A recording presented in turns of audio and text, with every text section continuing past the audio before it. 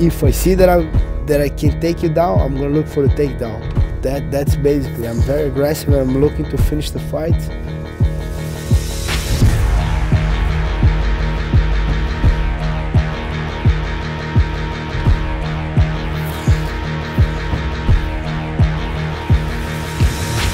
I'm a movement fighter for jiu-jitsu and for MMA also. Being technical and be aggressive at the same time, doing this, combining those two things, it's defining my style.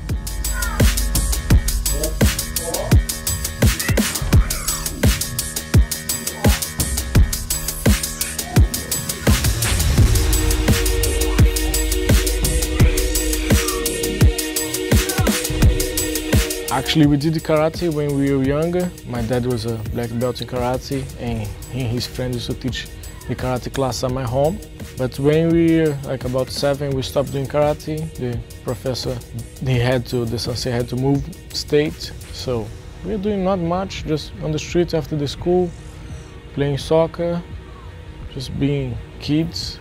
But close to our area has a big favela there, and it's a dangerous place. I think 1998 to 1995. My dad used to work back in Brazil, Rio de Janeiro. His job was fixing the car, the inside of the car. He was changing like all the seats and everything, and then we were helping him out. And then we saw the gi inside, one of these car clients. So we started playing with the gi. During that, my father saw we were playing with the gi. So after Master Luscar left, my dad called us 3, and he said, "Hey, you guys wanted to do jiu-jitsu?" And they were like, "Yeah, we'd like to." My dad was so smart, he saw it, that we like it. Instead of get paid for the service, he just, in exchange, he got me and my brothers to train at his own gym. That guy was a master in Brazil, our first master, Luis Carlos. And then my dad called us again and said, "Look, if you guys want to do jiu-jitsu, you guys must be the best, because jiu-jitsu is an expensive thing. If you guys aren't good after this month that I pay for this service exchange, I won't be able to keep paying for you guys. But if you guys are good, if you guys are the best, I'm sure he will let you guys keep going. So if you like that, make sure you go there and do your best." So that's how we started. Then he offered us, like, I think 3 months of free class in charge of the work on his car. And so we did well, and we never stopped training since then. It's been 20 years. So me and my brother, we used to be closer when we do jiu-jitsu tournaments before. And it was MMA on the start of it. My career, our career was different. I was traveling all over the world. I went to be based on Asia, most in Singapore. And he was here in Brazil and US, between Brazil and US. So it was hard for us to talk much. The time zone was different, and we also really busy. So when I decided to move from Asia back to Brazil and do the camps in the US, we get along way more. Like, yeah, we always get along, but you get that proximity again and start to share more stuff. I have accomplished I think, almost all my dreams on jiu-jitsu. First of all, I had that dream to be Brazilian national champion. I was Brazilian national champion, world champion with the gi, 2 times world champion with no gi, and I won the Abu Dhabi Pro, the World Abu Dhabi Pro 1 time too in Abu Dhabi. I was 3rd place on the ADCC. I accomplished a lot of stuff on jiu-jitsu. Like, if you put together all the national titles, Brazilian national titles, I have 9 of them. 4 on the teams, 4 no gi and 1 in the gi. I have won Brazil Cup in the gi also.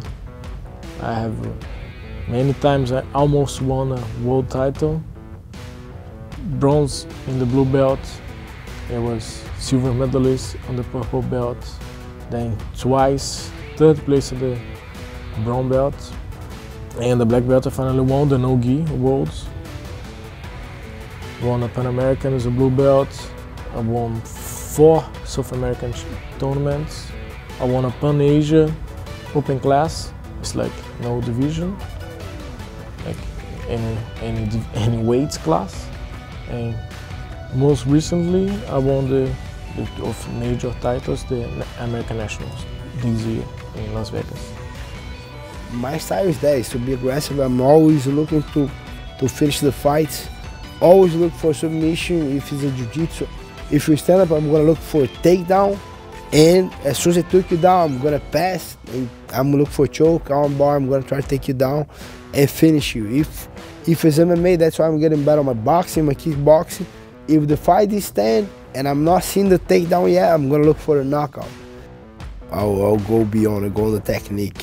I think the technique will overcome the strength, the gas, the speed. If you really have the technique and you have a little, just one thing, if you drill with a good timing, that will count a lot. So I will focus more on the technique. And that's why too, I think I'm doing a lot of grappling matches right now, because a lot of guys on the grappling area, on the jiu-jitsu, the current guys, they wanna beat you by points. They don't make the fight sometimes too excited for the guys that are watching at home. And when they call me, and I had great numbers when I saw the numbers that people watch me when I'm fighting grappling. I have a lot of great followers that look because they know I'm going to look for the finish. Sometimes I'm not going to be able to finish you, but guess what? If it's 10 minutes grappling match or 15, they know I'm going to be trying. That 15 minutes is going to be action. So I think that's why too I'm doing a lot of grappling matches right now, because they like my style. I prepared myself to the fight is one of the hardest things. I try to have zero feelings when I go to the fight. There's no other thought in my mind beside the victory. There's no other thought. There's only victory. And I try to run the fight a few times on my hands. And so it's not a meditation. I'm here now. They're gonna call my music. I'm gonna walk out, and then run the fight. Yeah? The guy gonna come, gonna pat me down.